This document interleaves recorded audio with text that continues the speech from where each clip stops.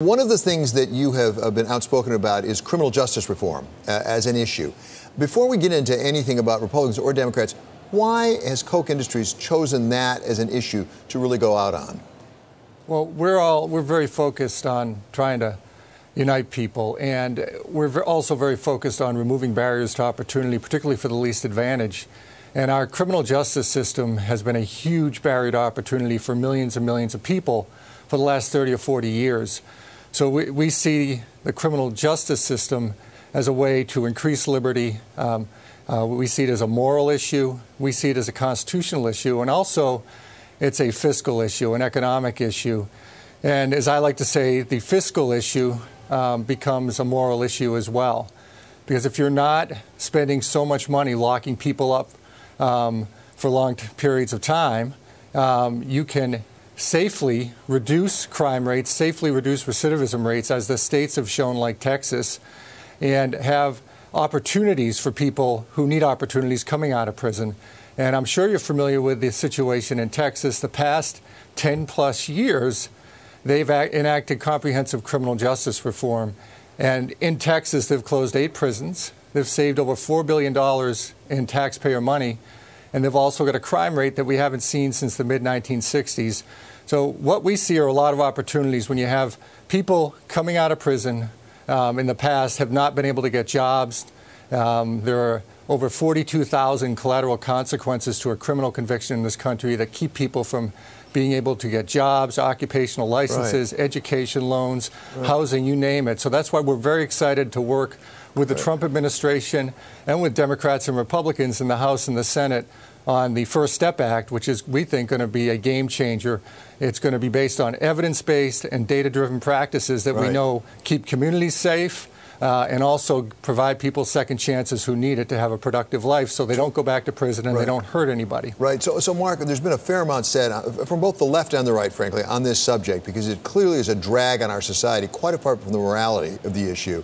The finances don't make sense. At the same time, politically, it's been very, very difficult to get criminal justice reform because there are constituencies, both in the communities where these prisons exist, and they're the major employers, but also even the prison guard lobbies and things like that that really resist it. How can you convince candidates that they're more likely to get elected or reelected if they really do go after criminal justice reform?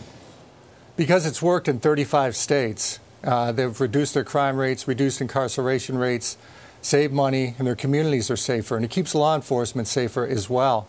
And so what we've seen, as I mentioned, the past 10 years has been a change in the mood in the country, looking at what's happened over the past 30 or 40 years where we went tough on crime. We're now looking at smart on crime and soft on taxpayers. And there are huge majorities in both parties that support criminal justice reform. The organization that I'm affiliated with, in addition to Koch Industries, is Freedom Partners. And we did a poll a few weeks ago about the First Step Act, which is, as you know, I think it came out of the House. Hakeem Jeffries and Doug Collins did a great job. It was a 360 to 59 vote. And we did a poll on it, and 70% of the people in the country who are likely voters in the midterms, likely voters, said they are in favor of it and it needs to happen immediately. And it's also something that they said they will come out and vote for people and candidates who favor criminal justice reform. It's been a game changer. And again, the states are driving this, and hopefully the federal government will get on board as well.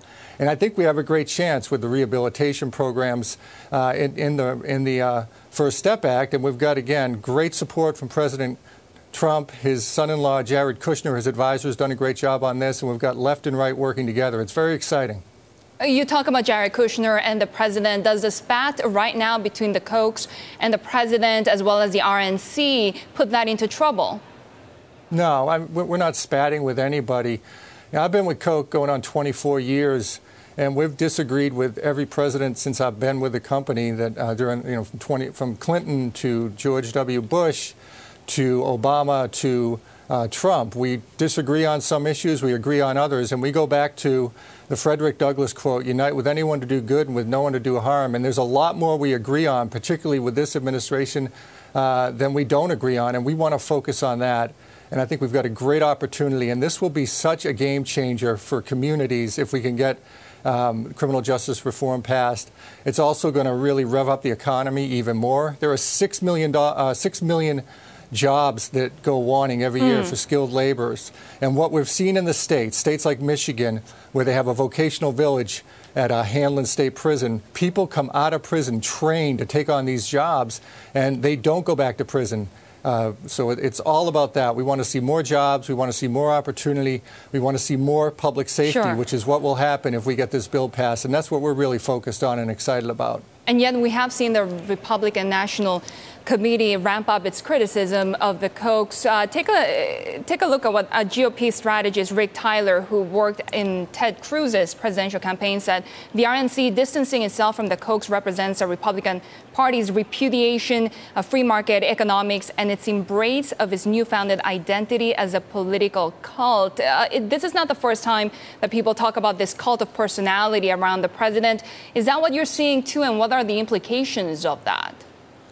We're very focused on where we agree, which I've talked about with criminal justice reform, tax reform, VA reform, regulatory reform, the judiciary. That's what we're focused on.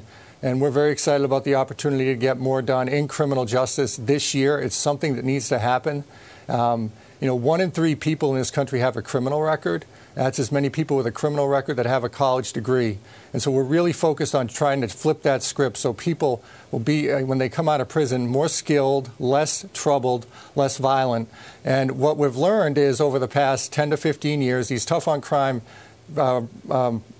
policies don't work. What works are the smart on crime policies. And what we've seen is that for every dollar spent on in-prison education, it defrays up to $5 of future incarceration costs and reduces recidivism by 43%. Right now, the recidivism rate, it's a disgrace in our country. We've got close to 70% of the people coming back into prison after they're released. So that's what we're really focused on, and we have great partners working with the President and Jared Kushner and people like Mike Lee and Hakeem Jeffries and others. So that's what we really want to focus on.